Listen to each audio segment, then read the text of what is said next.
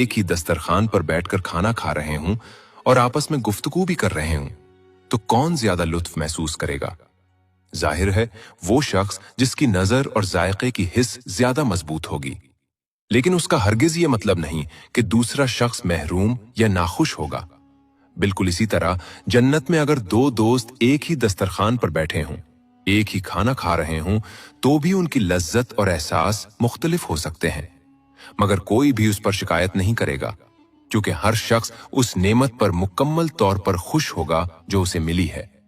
किसी को यह अफसोस नहीं होगा कि उसे ऊंचा दर्जा क्यों नहीं मिला, क्योंकि जन्नत में हर मनफी, तकलीफदेह और हसरत पैदा करने वाला एहसास दिलों से निकाल दिया जाएगा। अब सवाल यह है कि जन्नत में लोग कैसा लिबास पहनेंगे। कुरान हमें बताता है कि जन्नत का लिबास रेशम का होगा, निहायत खूबसूरत और दिल को भा जाने वाला। जन्नतियों को बारीक सब्ज रेशम और आला दर्जे के रेशमी लिबास के कपड़े पहनाए जाएंगे। उन्हें सोने के जेवरात और मोतियों से आरास्ता किया जाएगा और उनका लिबास खालिस रेशम का होगा। और जन्नत में हमारी खूबसूरती कैसी होगी? क्या हमारी शक्लो सूरत वही होगी जो दुनिया में थी?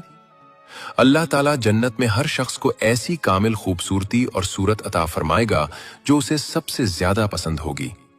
ये खूबसूरती किसी एक शक्ल तक महदूद नहीं होगी, बल्कि अल्लाह अपने बंदों को इजाजत देगा कि वो जब चाहें, जिस सूरत और शबाहत को चाहें, इख्तियार कर सकें। नबी करीम सल्लल्लाहु अलैहि वसल्लम ने फरमाया, बेशक जन्नत में एक बाजार होगा जहां मर्दों और औरतों की सूरतों के सिवा किसी और चीज की खरीदो फरोख्त नहीं होगी। जिसे जो सूरत पसंद आएगी वो उसी सूरत में ढल जाएगा। क्या आपने कभी जन्नत में दाखिल होने वाले आखिरी शख्स के बारे में सुना है? हमारे नबी करीम सल्लल्लाहु अलैहि वसल्लम ने फरमाया, मैं उस शख्स को जानता हूं जो सबसे आखिर में दोजख से निकलेगा और सबसे आखिर में जन्नत में दाखिल होगा।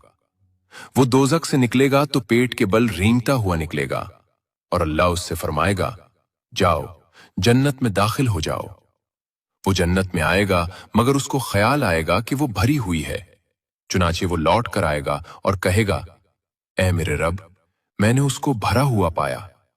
अल्लाह दोबारा फरमाएगा, जाओ जन्नत में दाखिल हो जाओ, तेरे लिए उसमें दुनिया के बराबर और उसके 10 गुना बराबर है।